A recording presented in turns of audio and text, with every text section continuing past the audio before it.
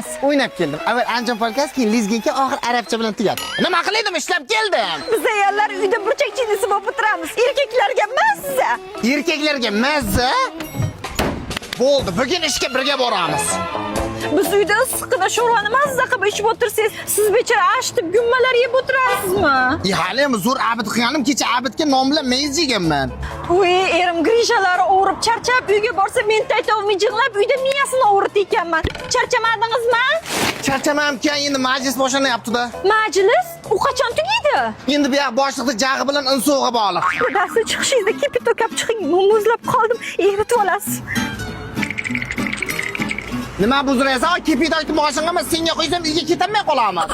Dadasi tavbalar qildim. Ikkinchi erkaklarga emas ekan demayman. Oyoqlaringizgacha o'zim yuvib qo'yaman. Ha, shunday bo'lsin. Xo'p bo'ladi. Men esimni uyga borib tashlasangiz bo'ldi.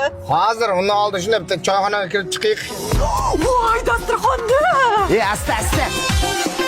Ko'rdingmi xotin dinkem qurib ishdan kelib choyxonada mashuncha ovqatlarni yeyishim kerak. Erkaklarga qiyin.